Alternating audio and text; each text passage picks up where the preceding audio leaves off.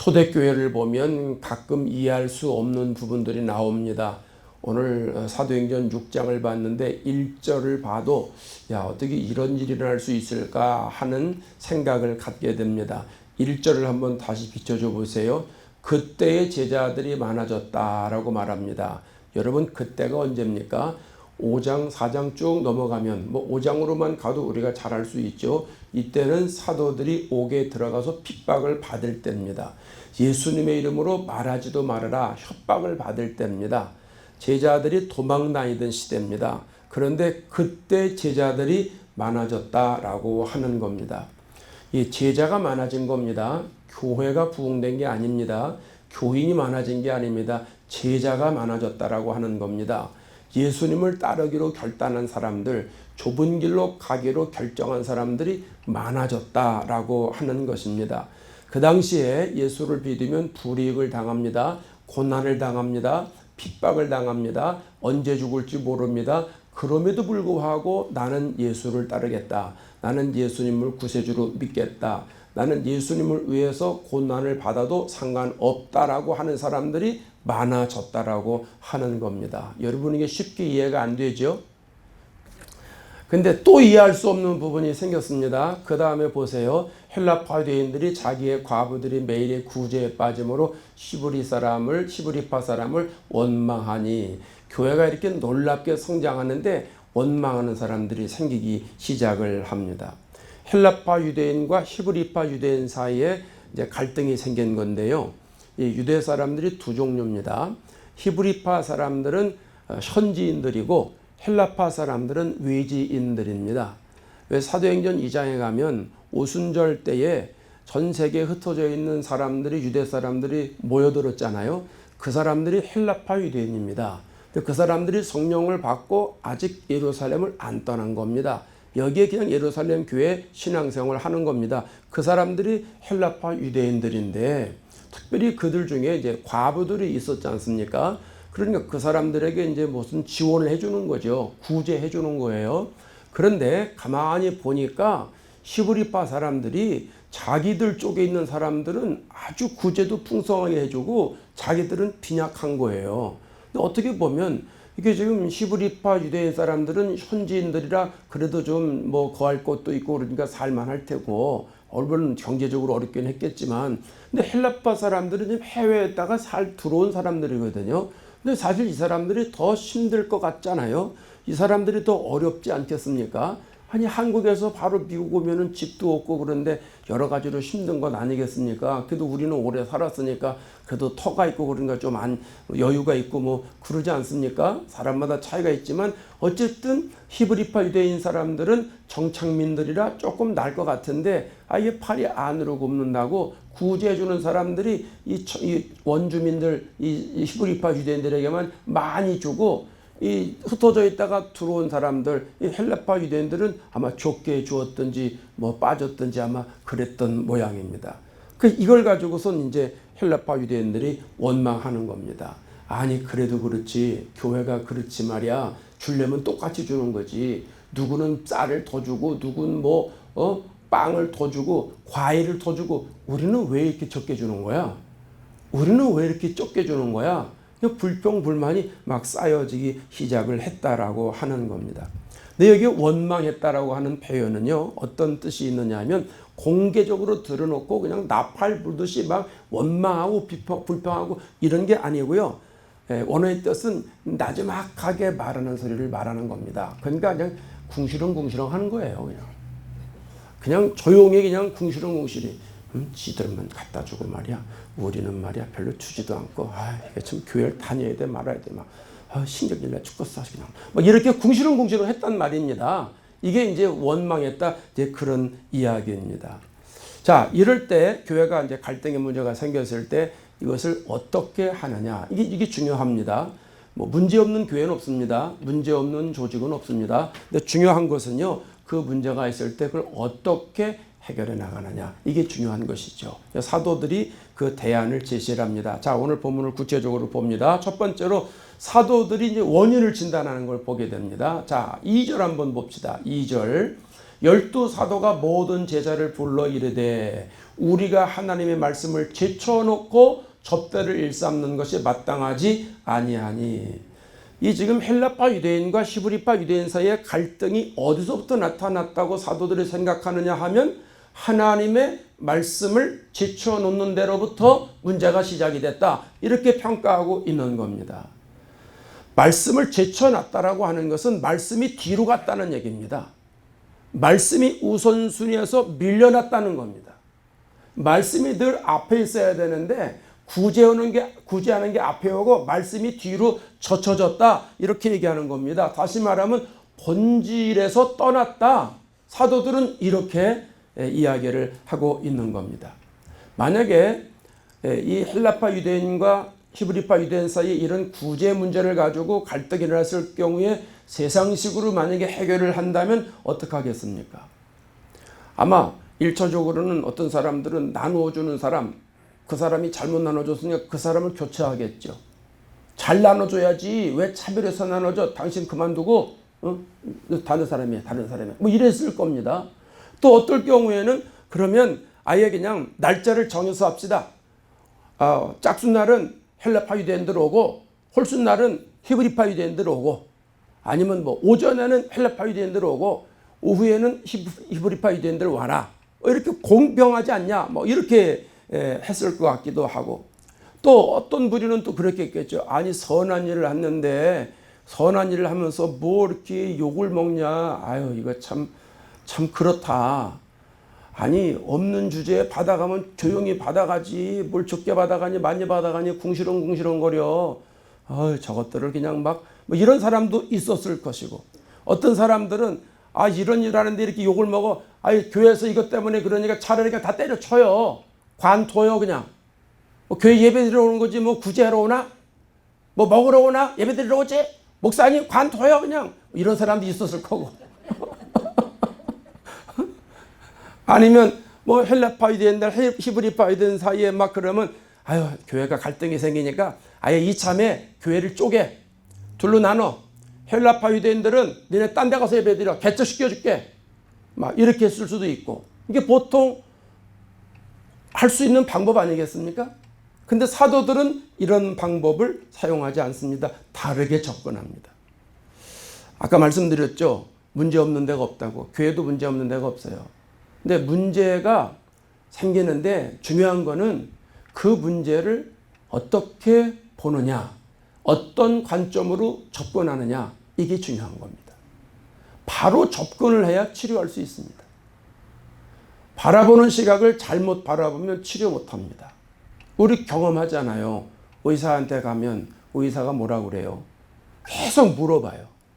언제부터 그랬느냐, 강도가 어떻냐, 토하는 잘 되냐, 뭐는 어떠냐, 혹시 부모님 중에 그런 사람은 없었냐, 뭐 계속 물어봅니다. 그거 왜 물어보는 거예요? 가서 아프다 그러면 약 딱 줘야지. 의사가 그것도 모르고 계속 물어보고만 있어. 이거 왜 그런 거예요? 원인을 발견하려고. 도대체 이 사람이 이게 어디서부터 왔는지 이걸 발견하려고 그러는 거예요. 제가 그 전에 기도하다가 막 오른손이 너무 찌릿찌릿하고 손끝이 찌릿찌릿해가지고 뭘 잡을 수가 없고 들을 수가 없었어요. 이게 도대체 무슨 일인가.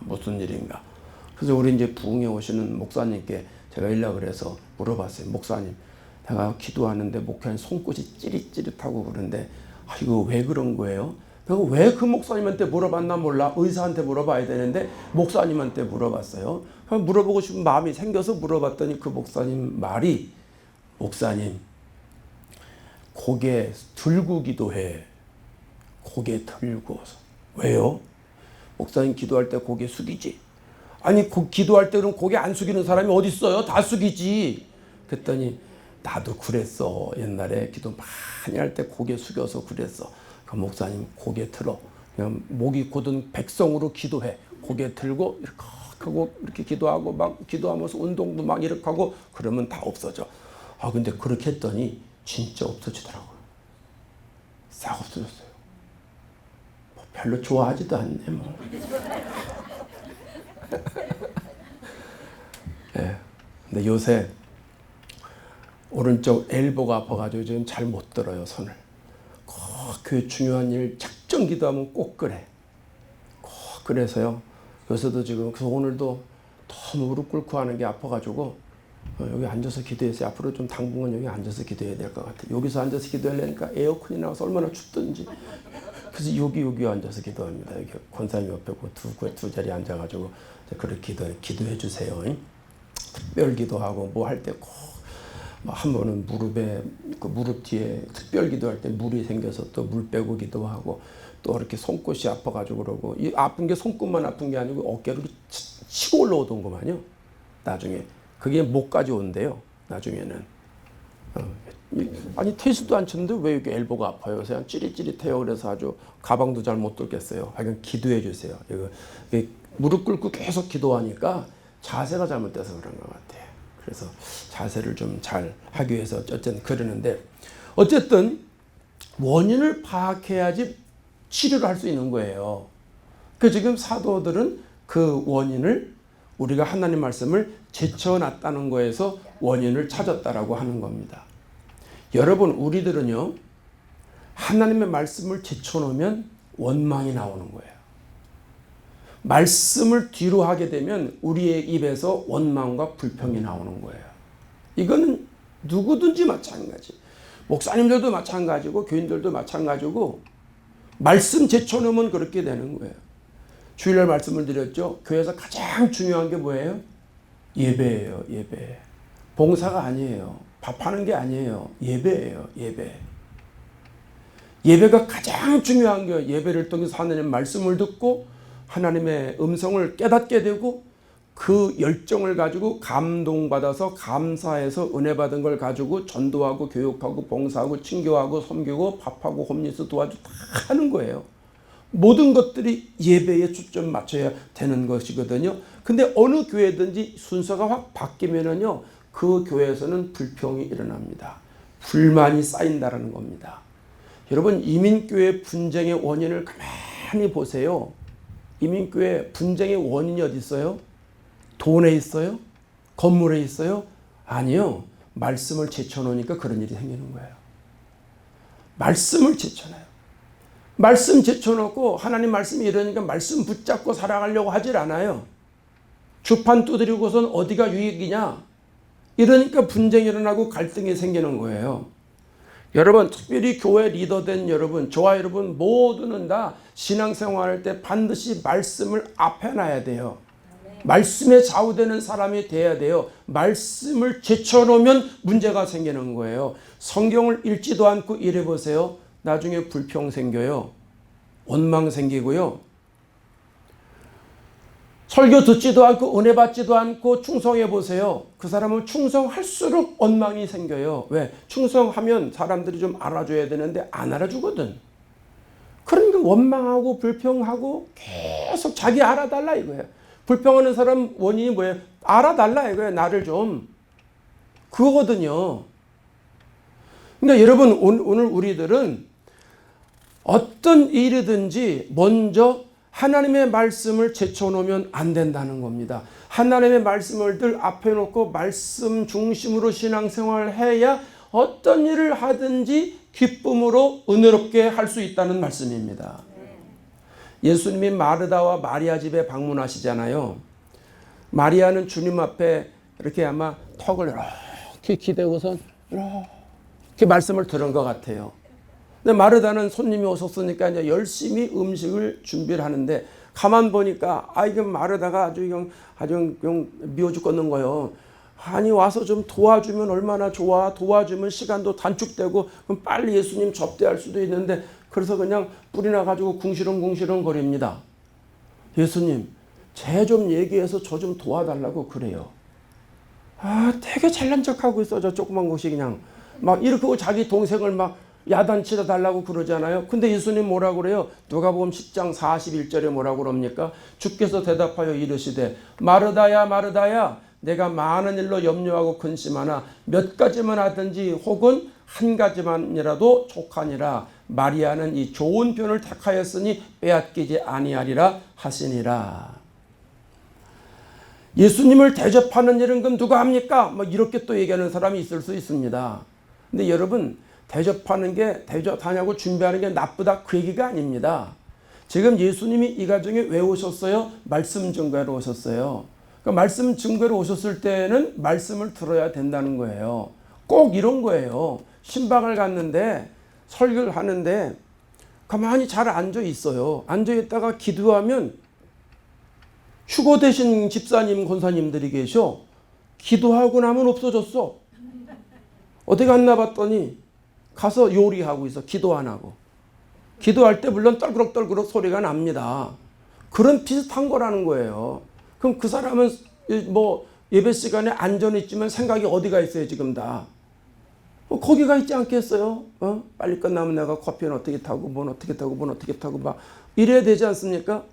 예, 그런 걸 지금 얘기를 하는 거거든요. 예수님이 가신 것은 말씀을 전하러 가셨기 때문에 그 예수님 말씀 전하러 갔을 땐 말씀을 들어야 된다는 거죠. 그게 좋은 편을 택했다는 거예요. 그래서 마리아가 칭찬을 받았다라고 하는 것이죠. 여러분 말씀을 들어야 될 때는 말씀을 들어야 되고 음식을 준비해야 될 때는 음식을 준비해야 됩니다. 요즘 우리처럼만 하면 됩니다. 문제 안 생깁니다. 우리는 예배 드리기 전에 집에서 다 음식을 준비해 오고 딱 갖다 놓고 예배를 딱 드리니까 얼마나 좋은지 몰라. 어떤 때 보면요 예배 드리지도 않고 가가지고 음식 준비합니다. 음식 준비하고 예배는 하나도 안 드려. 그리고 음식만 주면서 교인들 대접해. 안 좋은 거예요. 네, 하나님 보시기에는 안 좋은 거예요. 그러니까 우리가 앞으로 조만간 1부, 2부 부흥될 건데 1부, 2부 부흥되면요 또 주방도 따로 생기고 뭐 이렇게 될 건데 여러분 예배는 예배고 음식 준비는 음식 준비입니다. 이거 잘해야 됩니다. 왜 아멘 안 하셔? 부흥되는 거 원치 않으셔? 그건 아니겠지. 예. 그래서 어쨌든 이 갈등의 문제를 사도들은 원인 분석을 말씀을 제쳐놨기 때문에 이런 일이 생겼다. 이렇게 진단했습니다. 자, 그러면 대안을 제시를 해야 되잖아요. 대안, 사도들의 대안 3절을 봅니다. 형제들아 너희 가운데서 성령과 지혜가 충만하여 칭찬받는 사람 7을 택하라. 우리가 이 일을 그들에게 맡기고. 사도들의 대책이 뭐예요? 성령이 충만한 사람, 지혜가 충만한 사람, 칭찬받는 사람을 세우자는 얘기입니다. 그들을 세워서 그 사람들이 구제하는 일을 하게 하자. 이게 사도들의 대안입니다. 여러분 성령 충만한 사람이 뭐죠? 성령 충만한 사람. 성령 충만하다는 것은 하나님의 영이 내 안에 들어오셔서 나를 인격적으로 이끌어 가실 때 내가 순종하고 따라가는 걸 말합니다. 성령이 나를 통치하시고 나를 지배하시고 나를 이끌어 가시고 나에게 역사하실 때 내가 순종하고 따라가는 사람, 이런 사람이 성령 충만이라고 하는 겁니다. 어떤 사람은 성령 충만하니까 불 받아야 되는 줄로 압니다. 예, 불 받아야 성령 충만합니다. 그러나 불을 받아야만 성령 충만한 건 아니라는 겁니다. 어떤 사람은 신비한 체험을 해야 되는 것 아니냐. 뭐 어떤 사람은 뭐 황홀감의 상태 뭐 이렇게 얘기를 하는데 아니요. 그것만 성령 충만이 아닙니다. 성령 충만은요 인격적으로 얘기를 하셔야 됩니다. 인격적으로. 여러분 사람들과 사람 사이에 인격적으로 대하잖아요. 서로 존중해 가면서 대하잖아요. 말을 안 듣는다고 여러분 주워 박습니까? 요즘은 부모들도 자녀들에게 그렇게 안 해요. 옛날에는 그냥 얼마나 주워 박든지 학교 다닐 때도 그냥 선생님들이 얼마나 매를 맞았는지 몰라요. 저희 때만 해도. 그땐 뭐 매 맞는 게 당연한 거고 매 맞아도 집에 와서 뻥끗하지도 못했어요. 매 맞았다 그러면 집에서 더 맞아. 응? 어떻게 하고 다녔길래 선생님한테 얻어맞냐? 이놈의 자식이 그냥 이래가지고 다 그냥 더 맞았어. 요즘하고는 전혀 다르죠. 예. 예, 그때는 어쨌든 그러지 않았습니까? 근데 요즘 선생님들은 그렇게 안 하죠. 인격적으로 가르칩니다. 인격적으로. 그 사람이 받아들이면 되는 거고 받아들이지 않으면 방법이 없는 거지. 뭐 받아들이지 않는다고 뭐 제재를 하고 강압적으로 그렇게 못합니다. 그건 누구도 그렇게 못하죠. 성령을 인격적으로 경험해야 돼요. 성령이 나에게 오시옵소서. 내가 마음의 문을 열 때 성령이 나에게 오시는 거예요. 그리고 성령께서 내 안에서 계속 말씀해 주시는 거예요. 성령의 음성으로 말씀해 주시고 하나님의 말씀으로 나에게 역사해 주시는 거예요. 그래서 성령 충만하다고 하는 것은 성령께서 나에게 가라 하실 때 내가 가고 서라 할 때 서고 오라 할 때 오는 사람들이 이런 사람이 성령 충만인 거예요. 우리가 성령을 그렇게 이해를 해야 됩니다. 성령의 음성에 절대적으로 순종하는 사람이 성령 충만입니다. 성령께서 빌립에게 유대 남쪽으로 가라. 그럼 가는 거예요. 거기 사막인데 왜 갑니까? 대들고. 그게 아닙니다. 성령이 나에게 말씀하시면 그냥 성령대로 하는 거예요. 아나니아 삽비라가 성령께서 마음을 주셨기 때문에 땅을 파는 것이지, 성령의 감동을 안 줬는데 왜 팔아갑니까? 성령을 속이고 이런 말을 하잖아요. 그 생각을 주신 것도 성령의 생각이고, 그런데 그걸 판 건 자기들 생각이니까 그렇게 혼나는 거 아니겠습니까? 여러분, 우리가 예수를 믿으면 하나님이 얼마나 많이 성령의 생각을 주시는지 모릅니다. 성령께서 우리에게 주시는 그 생각에 내가 절대적으로 따라가는 사람, 그런 사람이 성령 충만인 줄로 믿습니다. 여러분이 스스로 성령 충만이지 아닌지 생각해 보세요. 성령 충만해서 만날 그냥 팔딱팔딱 뛰어야만 성령 충만이 아닙니다. 그것도 성령 충만의 일종인데 그게 다가 아니라는 거예요. 성령은 우리를 강압적으로 역사하시는 분이 아니라 우리를 인격적으로 역사하세요. 그래서 우리들에게 자꾸 하자고 권면을 하세요. 말씀을 들으면 속에서도 이렇게 살아가야 되겠다. 너 이렇게 신앙생활 해야 되지 않겠니? 이렇게 성령께서 마음의 음성을 알려주세요. 그거를 듣고 아멘 하고 내가 그렇게 살아갈 수 있도록 능력을 더해주세요. 그렇게 기도하는 것 아니겠습니까? 그래서 여러분, 구제도 성령 충만해야 잘할 수 있는 거예요. 왜냐하면 구제가 남을 도와주는 거 아니니까. 그럼 거기에 헬라파 유대인, 히브리파 유대인 많은 사람들이 있는데 때로는 내가 뭘 줄 때, 여러분 겉사람의 모습을 보고 줄 때 있지 않습니까? 또 내가 히브리파 사람이면 히브리파 사람이네 더 줄 수 있지 않습니까? 나하고 친한 사람입니다. 하나 더 가져. 이럴 수 있잖아요. 우리도 가끔 보면 그러던데. 이건 누구나 다 마찬가지입니다. 누구나 다. 그러면 결국 그렇게 되면 문제가 더 생기잖아요. 그러니까 구제하는 사람이 성령 충만해야 된다는 거죠. 성령 충만하면 누구 심정으로 구제를 할까요? 주님의 심정으로 구제합니다. 그러니까 주님의 심정으로 구제하니까 문제가 생기지 않게 된다는 거죠. 그래서 구제하는 사람도 성령 충만해야 된다는 거죠. 또 지혜가 충만한 사람이라고 그랬습니다. 이건 성령이 주시는 지혜를 말합니다. 세상적인 지혜도 다 포함하는 걸 말하는 겁니다. 여러분, 구제하는데 왜 지혜가 충만합니까? 그냥 주면 되는 거지. 어렵게 생각할 거 없고요. 우리 교회에서 점심 나눠주는 거를 가만히 여러분 연상해 보세요. 왜 지혜로운 사람이 돼야 되는가? 저는 그렇게 생각합니다. 많이 음식을 준비했습니다. 가장 지혜로운 사람이 바빠야 된다고 주장하는 사람입니다.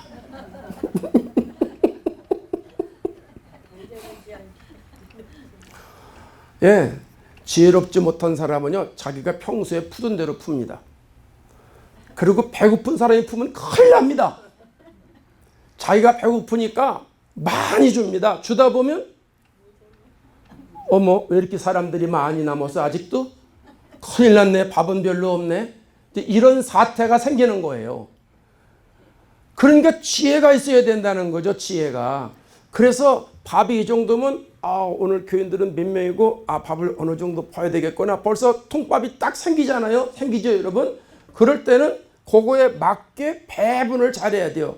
이 배분을 잘해야 나중에 조금 남게 해. 이게 지혜가 얼마나 중요한 거예요. 그렇지 않아요? 아멘 좀 해주세요. 아이 참. 반찬도 마찬가지고 특별히 맛있는 반찬 있을 때는요 정말 잘해줘야 됩니다. 근데 여러분 아무것도 아닌 것 같지만 그런 지혜가 없이 막 할 때는 사람이 먹는 거 가지고 불평이 생겨요. 원망이 생겨요. 여러분 같아서는 아주 마음이 넓고 깊고 성령 충만하니까 그저 조금 덜 먹으면 어때? 조금 덜 갖고 오면 어때? 아이고 내 저 밥상에 뭐 고기 조금 안 주면 어때? 우리 여러분 다 그런 것 같아. 그러니까 금요일 나오셨지. 근데 사람들이요 내 거 가져왔을 때는 몰라요. 주니까 그렇게 가져와요. 근데 식탁에 딱 놓고 다른 사람을 딱 봤는데 어머머 이 사람은 이게 있네? 왜 나는 없어? 그리고 식판 들고 갑니다. 나 그거 달라고. 조그만 거 좀 큰 거 줘. 큰 거. 이럴 소지가 있어요, 없어요? 있어요. 아무것도 아닌 거에 사람들이 상처를 받아요. 먹으면서도 그냥 마음이 편치 않아서 속으로는 궁시렁궁시렁. 집에 갈 때도 그 누구 있지 오늘 바쁜 사람? 조금 더 달라고 그래 하려다 말았어요. 배가 고파가지고 많이 먹으려고 했더니 난 조금 줘. 참 뭐 궁시렁궁시렁 엘리베이터 타고 내려가면서도 계속 궁시렁궁시렁 합니다. 집에 가서도 궁시렁궁시렁 합니다. 그래서 지혜가 충만한 사람이 필요한 거예요. 구제할 때. 이해되시는 거죠? 그 다음에 세 번째는 칭찬받는 사람. 본문을 잘 보세요. 다 따로따로 떨어져 있지 않습니다. 성령이 충만한 사람, 지혜가 충만한 사람, 칭찬받는 사람 이렇게 말하지 않습니다. 성경을 뭐라고 얘기합니까? 성령과 지혜가 충만하여. 성령과 지혜가 충만하여. 이 사람은 성령이 충만한 사람, 지혜가 충만한 사람입니다. 성령과 지혜가 충만하여 칭찬받는 사람. 이러니까 어떤 부분에 칭찬받는 사람이에요? 성령 충만해서 칭찬받는 사람. 지혜가 충만해서 칭찬받는 사람. 이런 사람들이 해야 된다는 거예요. 여러분 교회 안에서 칭찬받는 용도가 다양합니다. 여러 부분에서 칭찬을 받을 수 있습니다. 청소만 잘해도 칭찬받고요. 설거지만 잘해도 칭찬받아요. 그렇죠? 인사만 잘해도 칭찬받아요. 칭찬을 여러 군데서 받을 수 있습니다. 머리만 잘 깎고 와도 칭찬받아요. 화장만 이쁘게 오셔도 칭찬받아요. 근데 그런 칭찬이 아니라 성령과 지혜가 충만해서 칭찬받는 사람. 그러니까 성령이 충만하고 지혜가 충만하니까 다른 사람들 인정받는 거예요. 그러니까 그런 사람들을 일꾼으로 세웠다라고 하는 것이죠. 그런 사람 7을 세워라. 사도들의 처방이 그렇게 되는 겁니다. 사도들은요, 헬라파 유대인과 히브리파 유대인 사이에 갈등이 일어나는 걸 세상 방식으로 해결하려고 그러지 않습니다. 또 서로 종교 좋은 것식으로 또 한쪽이 양보하고 권면하고 그러지 않습니다. 그것을 지혜롭게 할 수 있는 사람을 세우지 않은 거예요.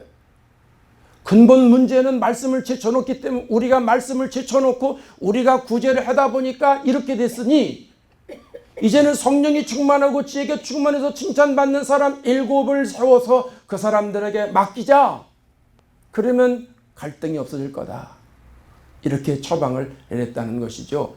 아주 기가 막힌 하나님의 지혜다. 이런 생각을 합니다. 우리 교회도 주님의 일을 할 때 성령이 충만하고 지혜가 충만해서 칭찬 듣는 사람이 많았으면 좋겠습니다. 저와 여러분들이 그런 사람이 돼서 주님의 일을 감당하는 축복을 누리시기 바랍니다. 또 세 번째 사도들은 어떻게 합니까? 본질로 돌아갑니다. 4절을 보십시오. 4절. 우리는 시작. 우리는 오로지 기도하는 일과 말씀 사역에 힘쓰리라 하니. 기도하는 일과 말씀 섬기는 일에 집중하겠다. 이렇게 이야기를 하는 거예요. 여러분 기도와 말씀과 기도 이거는 신앙생활의 두 기둥입니다. 아주 중요한 겁니다. 제가 얼마나 강조하는지 모릅니다. 근데 여러분 순서를 보세요. 기도하는 일과 말씀 사역입니까? 말씀 사역과 기도하는 일입니까? 기도하는 일과 말씀 사역입니다. 이 순서를 잘 알아야 됩니다. 일반적으로는 말씀과 기도입니다. 일반적으로는 초신자들이 교회를 옵니다.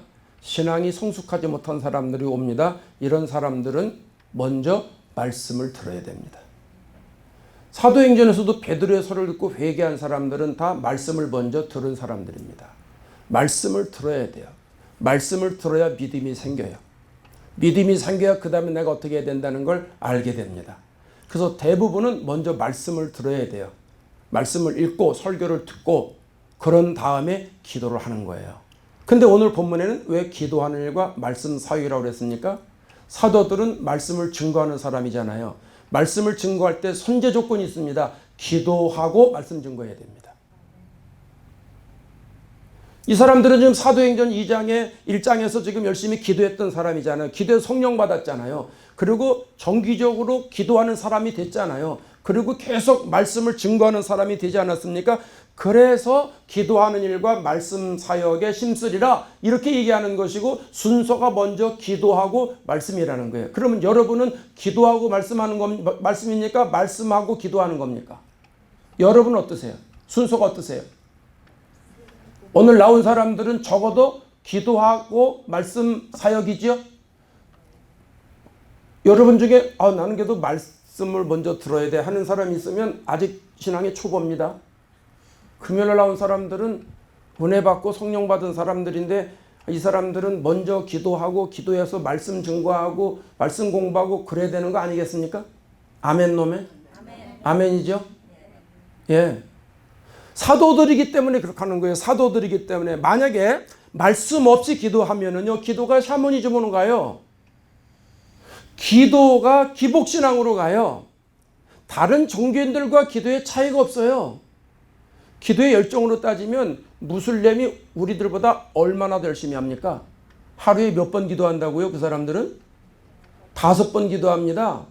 걸어가면서 대충 기도하는 게 아닙니다. 자리 깔고 제대로 기도합니다. 대학생들도 공부하다가 그 시간 되면 강의실 나와서 자리 깔고 기도합니다. 우리는 하루에 한 번도 제대로 못 될 때 많아요. 그죠? 식도도 그냥 대충 하잖아요. 이렇게 식기 전에 먹으려고. 근데 식기도는 길게 하지 마세요. 제가 지난번에 우리 교회에 오신 분 내외가 있어서 식사기도를 했더니 목사님 교인들 좋아하시겠어요? 그래서 또 굉장히 또 무슨 얘기를 하려고 그러나 그래서 또 이게 좋아하겠다 그래서 왜 그러세요? 그랬더니 기도 짧게 해서요. 기도 짧게 해서 교인들이 좋아하겠대요. 네, 기도하다 보면요. 쓸데없는 기도를 많이 해요. 식기도는 식사에 대한만 기도하고요. 그 준비한 사람 축복을 위한 기도만 집중하면 돼요. 식사기도 1분 이상 하는 사람은 다음부터 절대 시키지 마셔. 식사기도는 30초로 끝내야 돼 그냥. 불만 있으세요? 30초에? 아니죠. 어떤 사람은요, 이것 끌어다 기도하고 저것 끌어다 기도하고 계속 그러고 기도하고 식사 기도는 하나도 안 하고 예수님으로 기도합니다. 그러고 끝나는 사람이 있어요. 이게 식사 기도는 30초 이내로 끝내자. 우리 교인들은 그렇게 쓰면 좋겠어요. 아직 식사 기도할 때 쉬어본 적은 하나도 없는데, 그러니까 그렇게 하면은 좋을 것 같아요.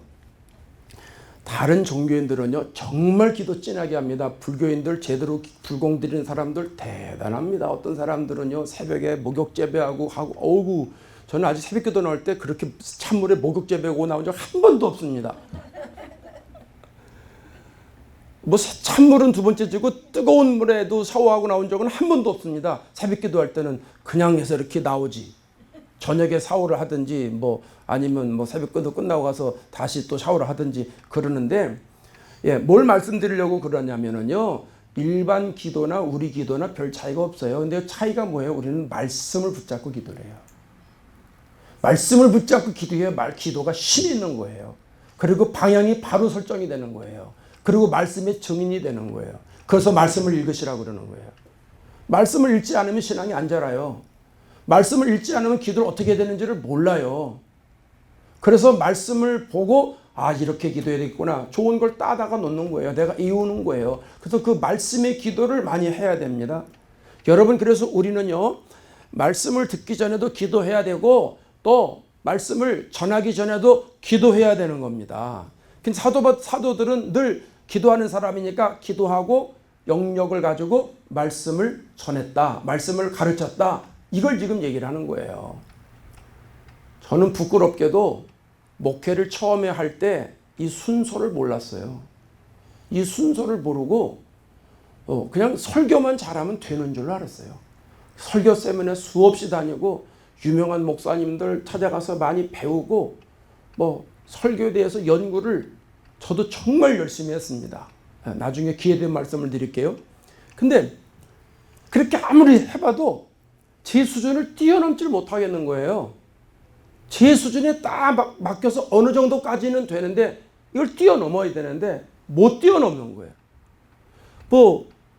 죄송해요. 설교가 현찮냐? 현찮지는 않았어요. 잘하는 건 아닌데 현찮지는 않았어요. 그럼 됐지 25살짜리가. 그렇잖아요. 지금도 다 있어요. 원과. 제 컴퓨터에 다 있어요. 옛날에 부흥회 갔던 거, 신학교 2학년 때 부흥회를 갔는데 그때 부흥회 갔던 원고도 그때 다 이 아주 원본이 있더라고. 원본이. 예, 원본이 있어요. 그 제가 잘 봤는데요. 괜찮게 했네. 응. 진짜요? 괜찮게 했어요. 괜찮게 했으니까 젊을 때부터 부흥회 다녔지. 근데요, 요걸 못 뛰어넘는 거예요. 요걸. 재수 요거를 못 뛰어넘어. 그러니까 맨날 여기서 왔다 갔다 하니까 답답한 거죠. 나중에 알았어요. 사도행전 공부하면서 기도가 먼저로구나. 그럼 기도를 안 했나? 아니요, 하죠. 기도를 하는데 설교하기 전에 설교만 열심히 준비했지 설교하기 전에 기도를 열심히 준비하지 않았다라고 하는 거죠. 그래서 나중에 이거를 알고 기도를 많이 해야 되는구나. 그래서 기도를 많이 하기 시작을 했어요. 제가 그걸 깨닫고 나서는요. 처음에는 기도를 많이 하냐고 일주일에 30시간을 안 하면 설교를 안 했어요. 30시간을 기도하고 주일날 설교를 했어요. 되게 좋습니다. 그게 문제가 있어요. 다른 걸 못 하겠어. 그래서 이건 또 아닌가 보다. 그러면 조금 줄이고 또 해야 되겠다. 그래서 이제 25시간, 또 20시간. 요즘도 15시간에서 20시간은 해야 주일날 설교를 합니다. 여러분, 제가 타락한 게 뭐가 타락하냐면 기도 시간 15에서 20시간 기도 안 하고 설교 준비하면 그게 타락한 거예요. 담임 목사가 그게 타락한 거지 다른 게 타락한 거예요. 그러면 영역 없어요. 그는 경력으로 설교하는 거지 영역으로 설교하는 게 아니에요. 그쯤 된다 그러면 여러분 딴 교회 가셔. 여러분 영혼 살기 위해서. 이게 심각한 얘기입니다. 지금 제가 지금 아주 족쇄를 꿰는 거예요. 저 스스로 왜 이렇게 해야 내가 죽으라고 해. 죽자 사자. 저 타락 안 하려고 그러는 거예요. 저 스스로 예방주사 내는 거예요. 얘기 안 해도 돼요. 누가 알아요? 근데 목회를 진실하게 하고 싶으니까 그러는 거예요. 그래서 이걸 알고요. 부흥회를 갈 때 말이죠. 이야, 이거 그 교회 어떻게 해야 되나. 부흥회를 가야 되는데 그 교회 교인이 몇 명 모이는지. 근데 생생함께 처음에 부흥회 올 때도 그래서 온 거예요. 그래서 이 교회를 도대체 전화를 해가지고 담임 목사님도 몰라, 부목사님도 몰라, 아무도 모르는데 부흥회를 오라니 도대체 가서 어떤 얘기를 해야 되는지. 그렇다고 명색이 부흥사라는 사람이, 부흥강사라는 사람이 전화해가지고 담임 목사님이세요. 저 이번에 부흥회 가는데요. 어떤 말씀 준비할까요? 짜고 칠 수도 없잖아요. 교인들이 연령층이 어떻게 되세요? 어떤 설교를 많이 할까요? 목사님 속색이는 사람 없어요? 이거는 사기지. 그렇잖아요? 방법 없으니까 어떡합니까? 100시간 놓고 기도했어요. 100시간 카운트하면서 하나님, 그 교회 아무것도 모르는데 그 교회 어떤 설교합니까? 어떤 설교를 해야 됩니까? 죽자 쓰자 기도를 했어요. 그렇게 해서 왔어요. 그렇게 해서 왔더니 끝나자마자 내년에 또 올 수 없냐고 그럽디다. 그래서 또 온 거예요. 뉴욕에도 갔더니 그 목사님이 아는 분이요. 거긴 또 아는 분인데 또 물어볼 수가 있어야지. 그래서 100시간을 기도하고 갔어요. 2교회를 갔어요. 갔더니 한 교회 목사님이 그래요. 목사님, 왜 설교가 달라요? 그럼 설교가 다르지 똑같아요? 아니 이렇게 하면 다 똑같은 설교하는 거 아니에요? 이 교회 한 거 하고 저 교회 한 거 하고? 목사님 무슨 소리요? 목사님 교회 환경과 이 목사님 교회 환경이 다르지. 하나님이 이 교회 이번 부흥회를 통해서 이 교회 주시는 메시지가 있고 이 교회 주는 메시지가 있으니까 다르지 무슨 소리요. 하나님이 똑같이 해라. 그럼 난 똑같이 해요. 근데 아직까지 그렇게 음성은 못 들어서 내가 실력은 없지만 그렇게 나눠서 하는 것 뿐이에요. 그렇게 다녔어요 이제껏. 그러니까 은혜가 됩디다. 은혜가 되더라고. 하나님이 가르쳐 주신 것만 했어요. 어느 교회 갔더니요. 어느 분이 그래요. 장로님이 목사님 제가 부탁드릴 말씀이 있습니다. 뭔데요? 11조 설교 좀 하세요. 왜요? 우리 목사님 11조 설교를 안 해요. 재정이 어려워요. 제가 재정 받고 있는데요. 11조 설교 좀 하세요. 여러분 제가 했을까요? 안 했을까요? 장로님이 하라고 그래서 합니까? 하나님이 하라고 그래야 하지. 안 했습니다. 하고는 싶었습니다.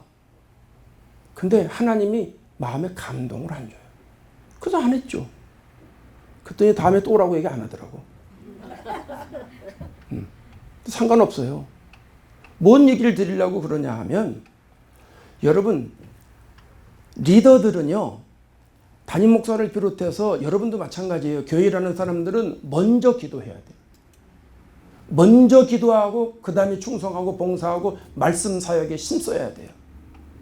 설교하는 사람의 기도가 약하면 설교를 아무리 잘해도 교인들은 은혜 못 받습니다. 때로는 여러 가지 때문에 뭐 분위기상 여러 가지로 마음에 감동은 되는 것 같은데 영혼을 못 움직입니다. 영혼을 못 움직이면 은혜가 아니죠. 그래서 여러분 오늘 이 시간에 제가 한 가지 부탁을 할게요. 사도들은 오로지 기도하는 일과 말씀에 힘쓰리라 그랬어요. 담임 목사가 기도하는 일과 말씀 사역에 힘쓰도록 여러분 도와주셔야 돼. 여러분들이 일곱 집사의 역할을 감당해야 우리 교회가 부흥하고 성장하는 거예요. 담임 목사가 북치고 장구치고 팔방미인 된다고 교회가 되는 거 아니에요. 그러면 머지않아 담임 목사는 번아웃 되고 그 다음에는 의욕상실됩니다. 이미 꽤 많은 목사님들이 그렇습니다. 본질 아닌 거에 집중하다 보니까, 본질 아닌 거에 신경 쓰다 보니까, 그러니까 기도 못합니다. 그러다 보니까 말씀이 약합니다. 그러면 교회가 영역이 없어지는 거예요. 약해지는 거예요.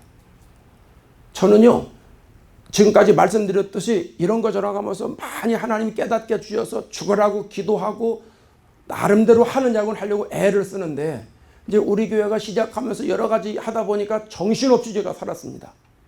이제는 안정됐습니다. 이제는 앞으로 나가는 것밖에 없습니다. 그죠?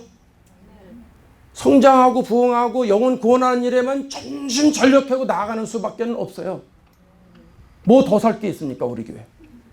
뭐 더 살 게 있습니까? 조금 한 10명 들으면 이제 의자 하나 더 갖다 놓는 거, 의자 10개 더 써다 놓는 거, 그밖에 더 있습니까? 다른 일 없습니다. 이제는 기도하고 말씀 증거해서 은혜 받게 하고 영혼 구원하는 일밖에는 없다는 거죠. 그 다음에 하나님이 다른 일 하라고 그러면 그때 하면 되는 거예요. 그러니까 여러분 열심히 기도하고 말씀 증거할 수 있도록 여러분은 교회 하나님이 감동 주신 일을 최선을 다해 주시기를 바라요. 지금까지도 잘 해오셨어요. 장로님들이 안내연도 하고 뭐 무거운 거 들고도 오고 힘드는 일 여러 가지도 하고 음식도 아주 신경 안 쓰고 여러분이 잘 해주시고 문제가 없이 잘 됐어요. 근데 여러분 우리들 가운데 앞으로 우리는 히브리파 유대인들이요. 초기 멤버들이니까. 근데 우리 교회 헬라파 유대인들이 오게 돼 있어요. 무슨 얘기인지 아시죠? 나중에 예수 믿는 사람이 오게 돼 있다고요. 이 사이에 갈등이 생기거나 원망이 생기면 안 된다는 거예요. 우리가 말씀을 제쳐놓으면 그런 일이 우리 교회도 생겨요. 그래서 저와 여러분이 말씀에 집중하고 여러분이 일곱 집사처럼 성령이 충만하고 지혜가 충만해서 칭찬 듣는 사람이 돼서 주님의 일을 감당해 주시고 담임 목사인 저는 기도하는 일에 전심전력하고 말씀 준비하는 일에 힘을 써가지고 설교로 성도들을 섬기는 거예요. 목사는 설교를 최대한 은혜 받게 만드는 게 그게 목사의 사역이에요. 그게 섬기는 거예요. 그러니까 여러분 저하고 여러분이 그렇게 딱 맞게 되면 우리 교회 남은 거는 따라합시다. 부흥밖에 없다. 그치 뭐. 부흥밖에 없죠. 여러분은 일곱 집사처럼 그 역할을 성령과 지혜가 충만해서 칭찬 듣는 사람으로 하나님이 주신 일을 각자 담당하고 저는 기도하고 말씀 사역에 힘써서 나아가면 그럼 부흥밖에 없죠. 마지막 7절에 뭐라고 그래요? 오늘 설교 좀 길었어요. 10분 길게 했는데 자 7절만 보고 마칠게요. 자 지금 이렇게 되어 갑니다. 이렇게 됐습니다. 7절 하나님의 말씀이 점점 왕성하여 예루살렘에 있는 제자의 수가 더 심히 많아지고 허다한 제사장의 무리도 이 도에 복종하니라. 아멘. 우리 교회에서 이런 일이 안 일어나려는 보장이 어디 있습니까? 법이 어디 있어요? 아니 각자 역할하면 말씀이 점점 왕성해서 예루살렘에 있는 제자의 수가 더 심히 많아지고 더 많아지는 것도 중요한데 심히 많아지는 것도 중요한데 더 심히 많아지고 삼중 강조법 아닙니까? 그럼 우리 교회도 수가 더 심히 많아지는 역사가 일어나지 않겠습니까? 허다한 제사장의 무리가 이 도에 복종하니라. 제사장들은 구약의 율법을 따라가는 사람들이에요. 예수 그리스도를 믿지 않는 사람들이에요. 근데 이런 사람들이 예수님을 따라가는 거예요. 종교개혁이 일어났다는 거예요. 엄청난 역사가 일어났다는 거예요. 그럼 여러분, 우리 교회에서 이런 놀라운 역사가 일어나면 귀신이 떠나가는 사람들이 생기고 이방신 섬기는 사람들이 와서 하나님을 섬기고 예수 믿게 된다, 그 얘기 아니겠습니까? 저는 오늘 말씀 준비하면서요 아주 설렜어요. 야, 우리 교회 이런 일이 일어나면 엄청나게 좋겠다. 여러분, 오늘 기도할 때 하나님, 우리 교회 이런 역사가 일어나게 해 주옵소서. 사도행전 6장 전반부에 있는 이런 역사가 우리 교회에서 일어나게 해 주옵소서. 사도행전의 6장을 그대로 떠다가 우리 새로운 교회에 딱 앉혀놓게 해 주옵소서. 이렇게 기도하시자고요. 우리 통성으로 주여 삼창하고 간절하게 기도하겠습니다.